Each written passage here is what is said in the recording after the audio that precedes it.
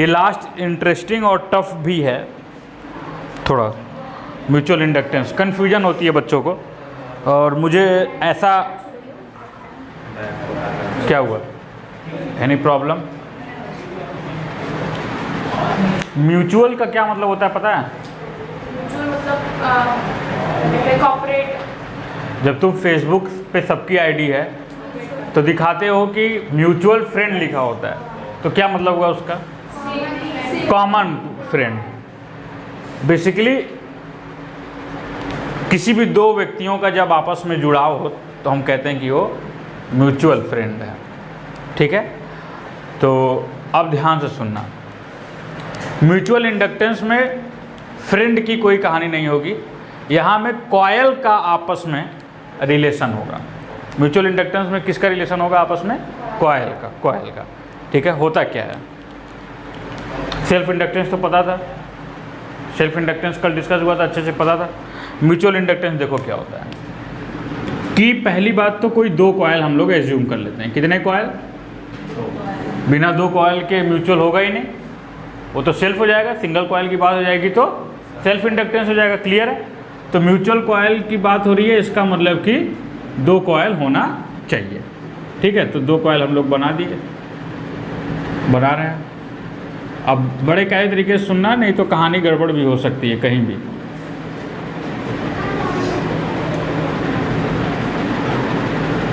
Book में थोड़ा design इधर उधर होगा, वो समझ जाना अपने हिसाब से। हम कॉन्सेप्ट पे ज़्यादा ध्यान दे रहे हैं, डिजाइन पे नहीं।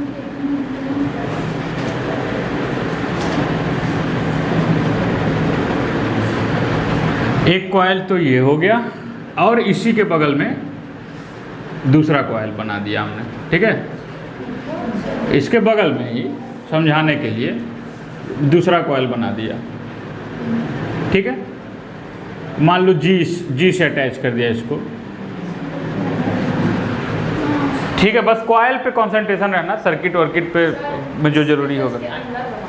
पहले समझो कहानी, बुक फिर खोल दिए तुम लोग। पहले कहानी समझ लो।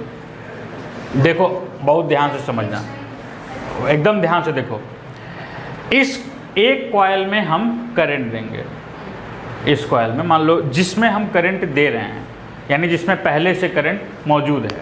ठीक है, इसको हम नाम दे देंगे कि ये प्राइमरी है। क्या है?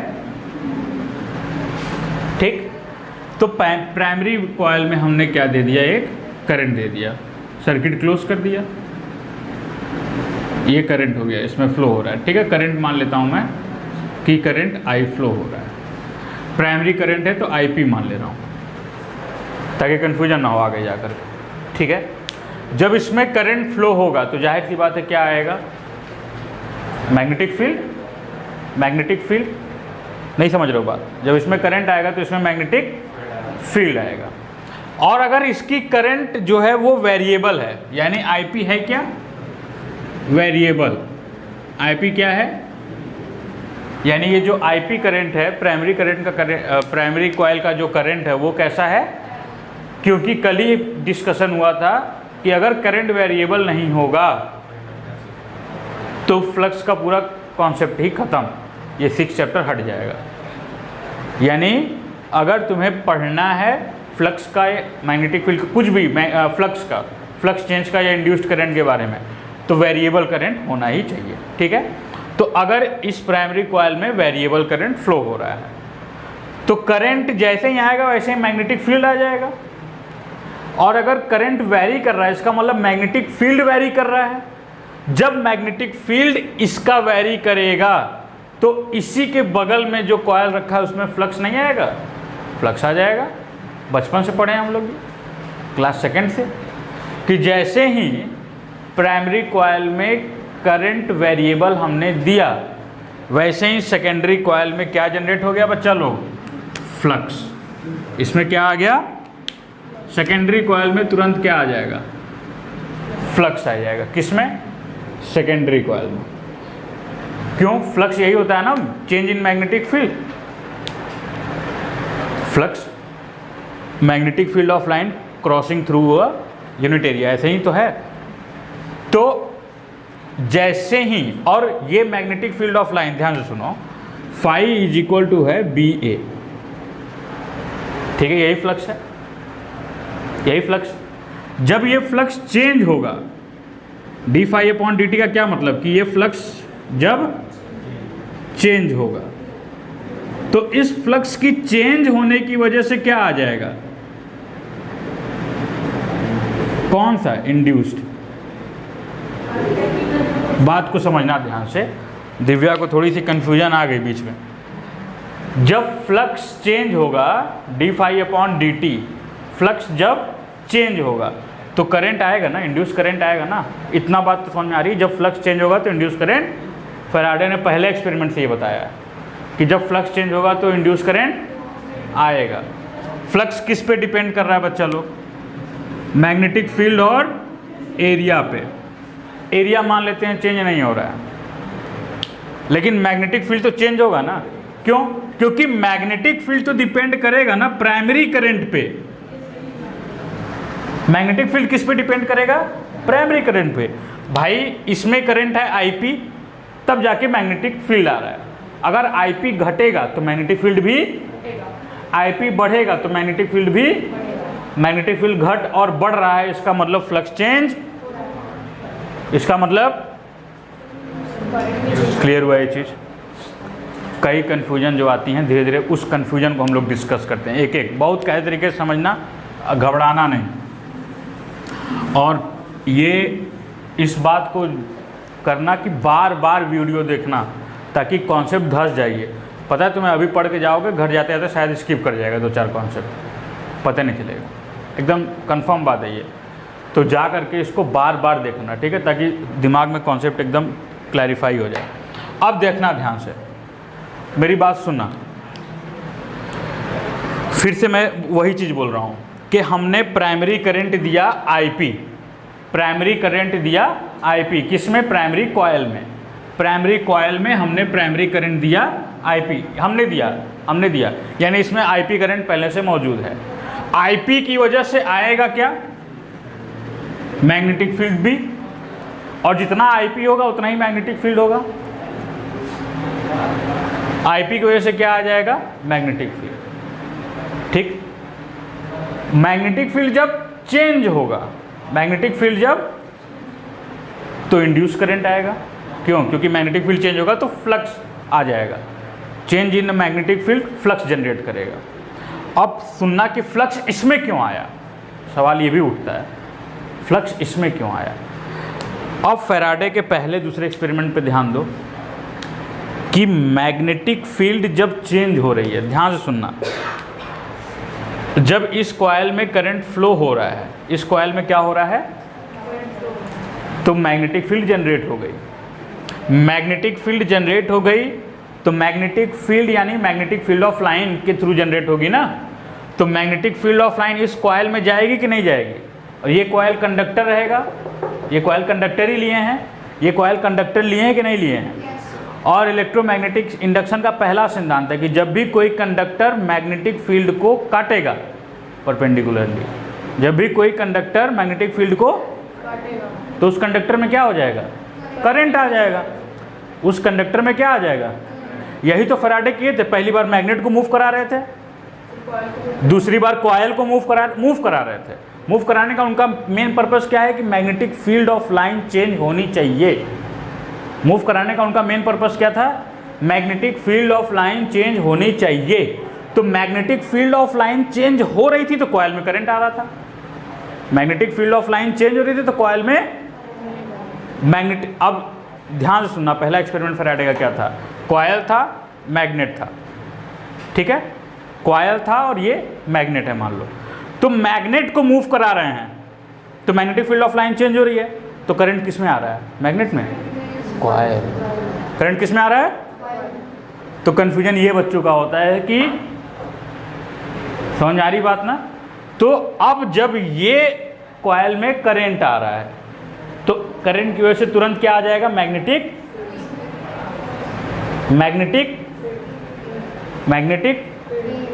फील्ड यानी magnetic field of line. Imagine करते रहो बेटा, बिना इमेजिनेशन के फिजिक्स कोई मतलब नहीं। करंट IP आया, प्राइमरी कॉइल में करंट क्या आया, IP। IP की वजह से क्या आ जाएगा, मैग्नेटिक फील्ड आया, मैग्नेटिक।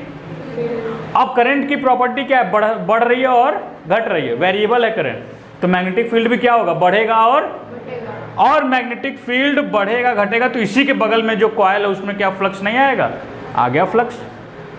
इसी कॉइल में क्या आ जाएगा, फ्लक्स आ जाएगा कि नहीं आ जाएगा। और जैसे ही इसमें फ्लक्स आया क्या आ जाएगा,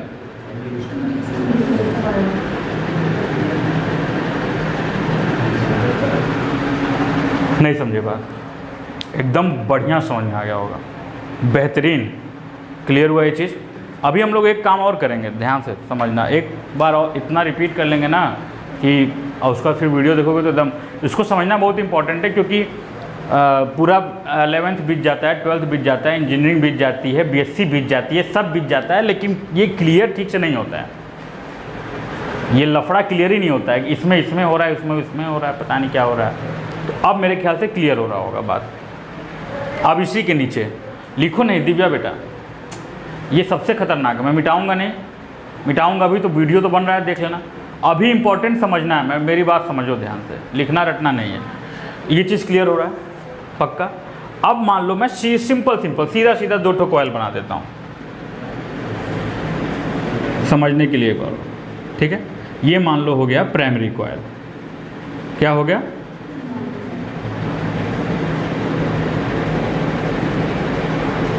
ठीक। इसमें करंट फ्लो हो रहा है IP, इसमें करंट फ्लो हो रहा है, इस तरह से करंट फ्लो होगा। इसके बगल में क्या है, सेकेंडरी कॉइल, IS मान लेता हूँ, IS अभी मत मानो, सेकेंडरी, ये सेकेंडरी कॉइल हो गया। अब बात से को गौर से सुनना, जब इसमें करंट आएगा IP में जब राइट हैंड थंब रूल, अगर करंट की डायरेक्शन ये है तो मैग्नेटिक फील्ड की डायरेक्शन कर्ल करेगी, तो सीधी बात है कि सारी मैग्नेटिक फील्ड की डायरेक्शन कुछ इस तरीके से होंगी। बात समझ में आ रही है ना, कुछ इस तरीके से। 10th में भी पढ़े होगे तुम लोग कि सर्कुलर कॉइल में मैग्नेटिक फील्ड कैसे बनता है, 10th में है ये। अब मैग्नेटिक फील्ड के हिसाब से मैं समझा रहा हूँ ताकि एकदम कन्फ्यूजन क्लियर हो जाए। ध्यान से देखना, ये मैग्नेटिक फील्ड बनेगा, इसको इससे मतलब नहीं है कि बगल में कॉइल है कि, ये तो अपना मैग्नेटिक फील्ड बनाएगा ही, और जस्ट इसके बगल में कॉइल रखा गया है। अब गौर से समझना, ये प्राइमरी कॉइल है, इसमें करंट फ्लो हो रहा है, तो अपना मैग्नेटिक फील्ड ये बना रहा है, कोई दिक्कत नहीं, बनाएगा ही। अब इसके बगल में क्या रखा है, सेकेंडरी कॉइल। तो अब जब IP वेरी करेगा, IP क्या करेगा, तो magnetic field of line change होगी कि नहीं होगी भाई। IP वेरी करेगा तो magnetic field of line change होगी कि नहीं होगी। सब जानते हैं कि अगर IP वेरी करेगा तो magnetic field of line change होगी ही होगी ना। या तो magnetic field of line change होगी जब, तो उसकी वजह से सेकेंडरी कॉइल में इफेक्ट आएगा कि नहीं आएगा, आएगा कि नहीं आएगा, बोलो आएगा ना। और जब सेकेंडरी कॉइल में इफेक्ट आए तो इसमें करंट, सेकेंडरी कॉइल में इफेक्ट आएगा मतलब इसमें क्या आ जाएगा, फ्लक्स आ जाएगा, इसमें क्या आ जाएगा, और फ्लक्स आएगा तो इसमें क्या आ जाएगा,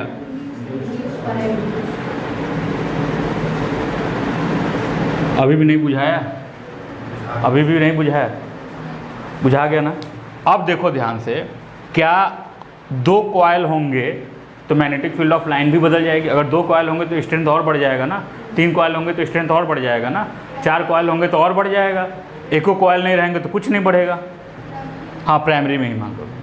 फिलहाल इतनी चीज़ें समझ में आ गई कि नहीं आ गई, पक्का बताओ, ठीक है।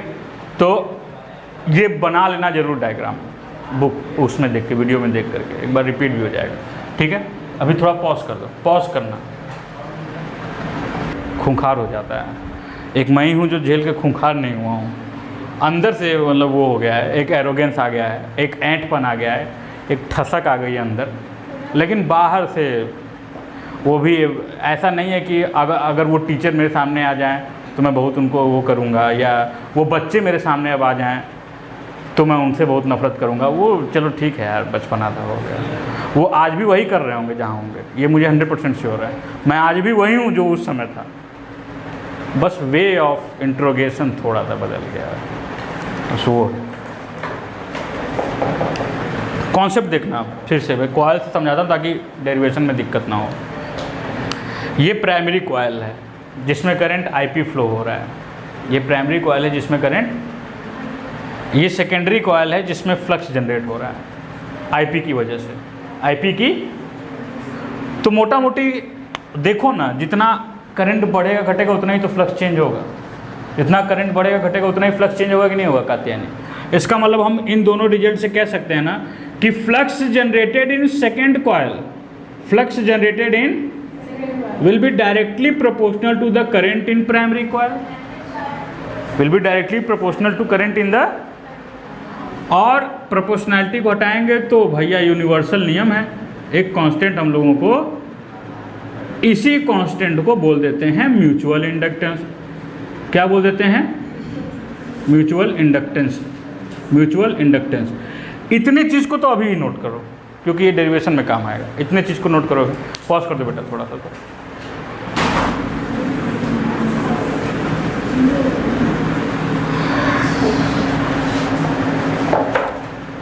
अब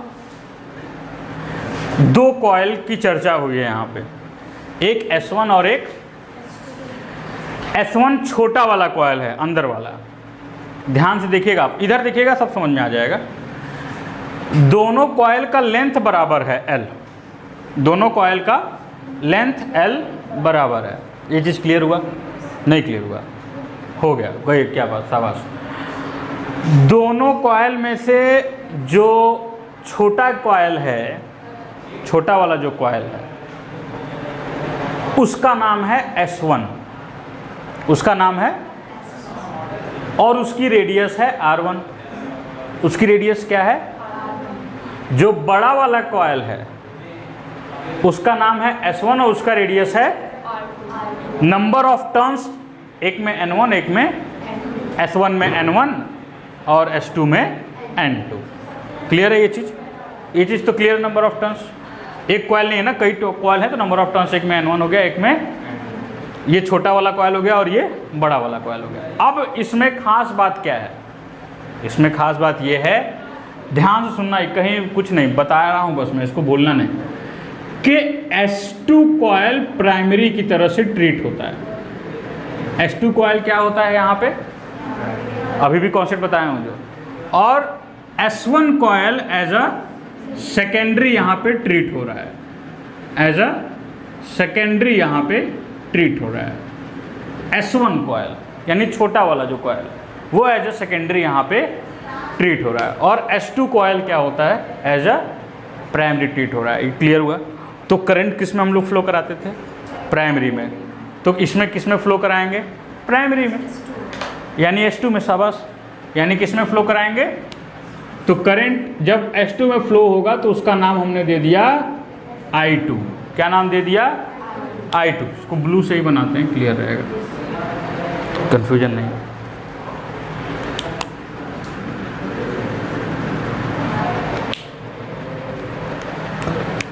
क्या नाम दे दिए? I2। ये क्लियर है? क्लियर है ये चीज़? अब जब करंट I2 देंगे तो मैग्नेटिक फील्ड जनरेट होगा, जाहिर सी बात है। और वो मैग्नेटिक फील्ड ऑफ लाइन से कौन, S2 नहीं पास हो रहा है? देखो साफ साफ दिख रहा है, अंदर मैग्नेटिक फील्ड ऑफ लाइन होती है ना, सोलेनॉइड में पढ़े ही हो तुम लोग, तो ऐसे ही तो कुछ केस बन रहा है ये। तो अंदर मैग्नेटिक फील्ड ऑफ लाइन जब पास होगी यानी इस कंडक्टर से कट होगी, कब? जब करंट, ये वेरिएबल है I2 करंट क्या है, ये तो कोई कन्फ्यूजन तो नहीं हो रही है। तो I2 करंट वेरिएबल जब है तो I2 करंट की वजह से फ्लक्स किस में आएगा? सेकेंडरी में, यानी S1 में। फ्लक्स किस में आएगा अन्नपूर्णा? मुस्कान, कोई दिक्कत नहीं ना?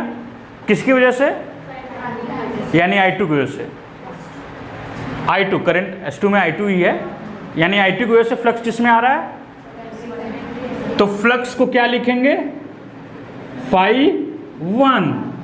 फाई नहीं क्लियर हो रहा है? फ्लक्स तो φ1, S1 में तो φ1 ही फ्लक्स होगा।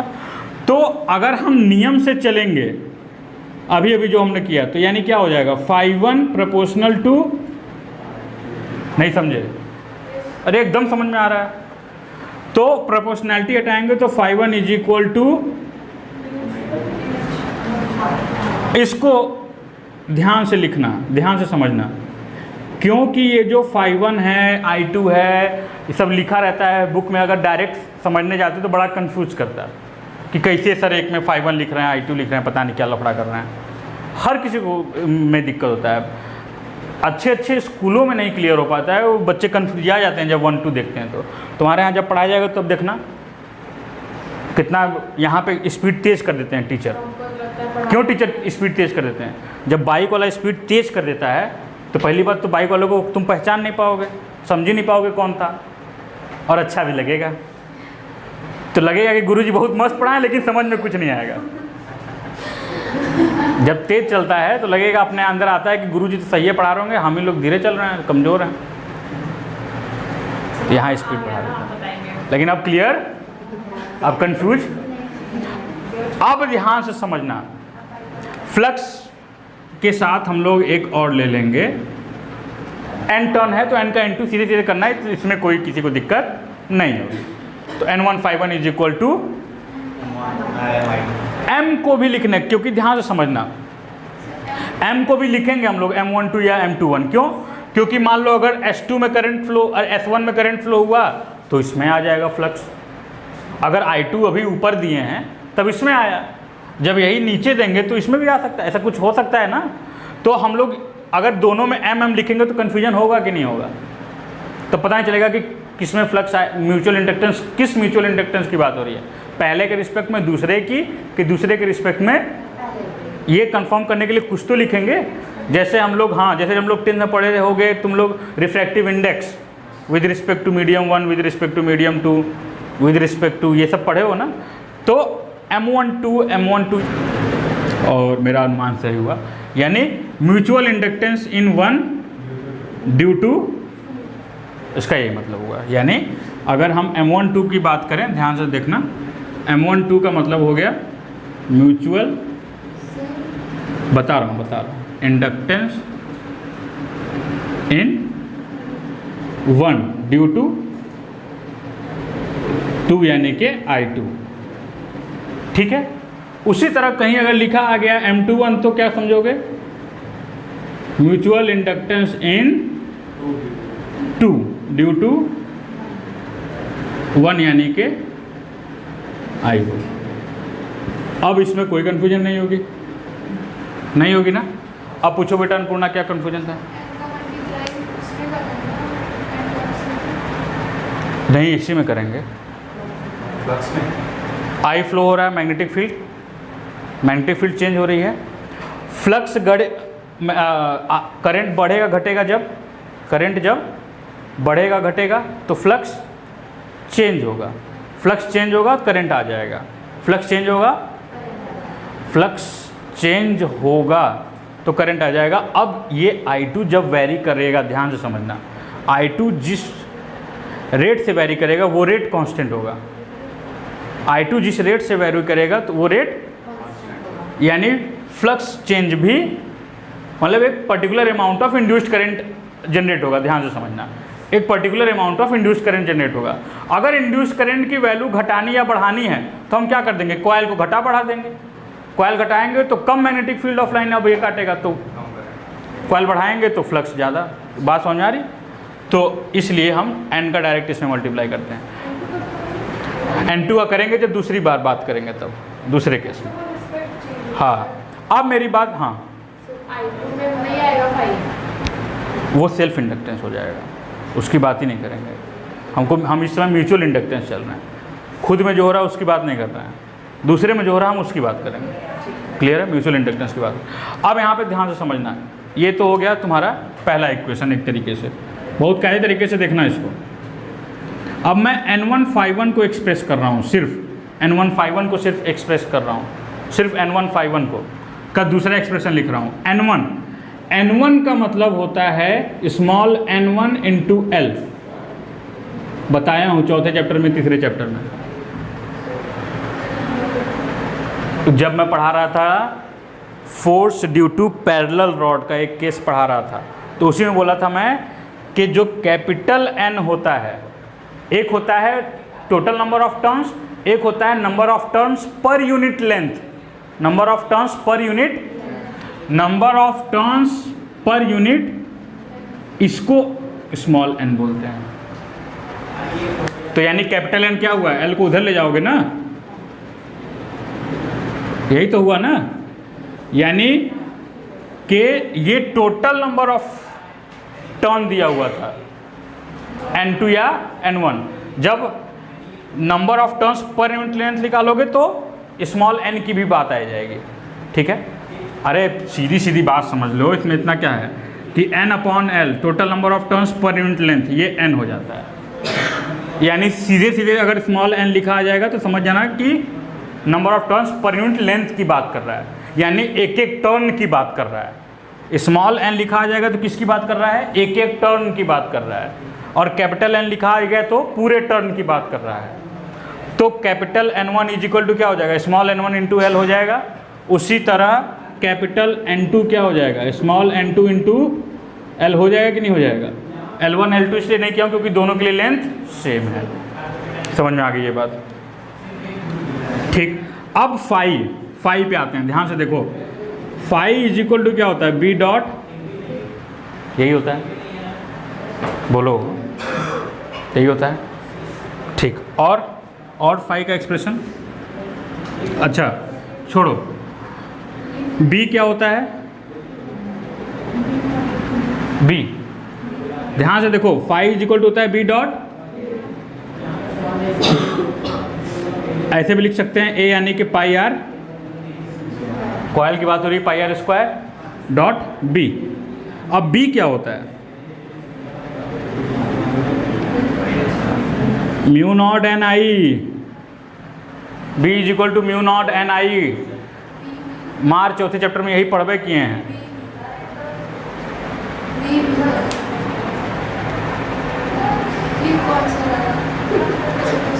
चौथा चैप्टर आप लोग रिवाइज कर लीजिएगा, देख लो एक बार मैं सही लिख रहा हूँ कि नहीं। म्यू नॉट एन आई एकदम सही लिख रहा हूँ।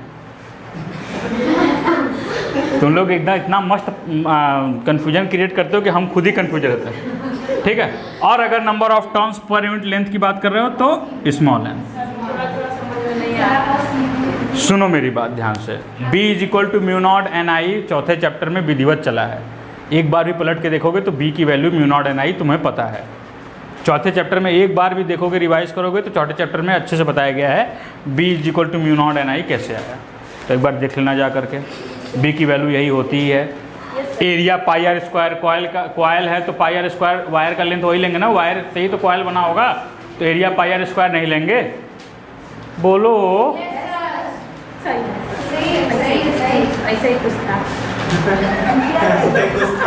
अरे यार एम्पियर सर्किटल लॉ से पहले, एम्पियर सर्किटल लॉ के बाद यही सब चला ही है। हाँ, अलग अलग फिर फॉर्मूला आता है, अलग अलग लिखते हैं, 2 पाई कटता है, फिर लास्ट में यही सब आता है यार, बोलो ना यार। हम चौथा चैप्टर नहीं पढ़ाएंगे फिर से, पहले बता दें, रिवाइज करो। कैरी सही पढ़ा रहा। अरे तुम सबको मिल जाएगा, ध्यान से देखो। तो देखो b इज इक्वल टू, चौथा चैप्टर घर पे जाके देखना, हो जाएगा। अभी अगर तुम लोग को नहीं पता तो बिल्कुल जैसे तुम लोग पंडित जी पे विश्वास करके दक्षिणा देते हो, हम पे विश्वास कर लो, सही चल रहा है, ठीक है। अब पंडित जी डाउट कैसे क्लियर करते हैं, पंडित जी कहते हैं कोई भी गड़बड़ी होगी जजमान मेरे पे आएगा, कोई भी गड़बड़ी होगी बोर्ड पे हम इल्जाम ले लेंगे, इट वॉज माई मिस्टेक। अब देखो ध्यान से, b is equal to mu naught N I, ये हो गया सही, अब कंफर्म हो गया है। अब ध्यान से समझना, फाई इज इक्वल टू क्या होता है, b इंटू ए की वैल्यू हो जाएगी पाई आर, और b की वैल्यू अगर हम रखेंगे तो टोटल फाई की वैल्यू क्या आ जाएगी,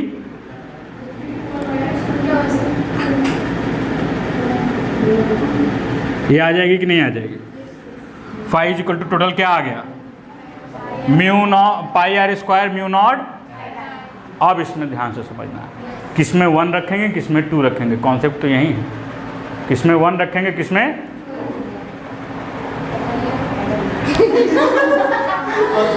पंडित जी हैं आप भाई, क्या कर सकते हैं इसमें करंट आएगा, इसको भी समझना ध्यान से ताकि कंफ्यूजन ना हो। करंट तुरंत क्या आ जाएगा, मैग्नेटिक फील्ड। इसकी मैग्नेटिक फील्ड चेंज होती है तब इसमें फ्लक्स आता है। यानी मैग्नेटिक फील्ड किसकी चेंज हो रही है? बी की जब बात करेंगे तो N2I2। एकदम क्लियर करना बेटा, एक एक टर्म क्लियर करा रहा हूँ, इतना गहराई से समझ रहे हो बात ना। N2 और एरिया किसकी चेंज होगी? इसकी थोड़ी चेंज होगी। हम लोग इसका ना N लिए हैं, इसका N इसीलिए तो ले रहे थे।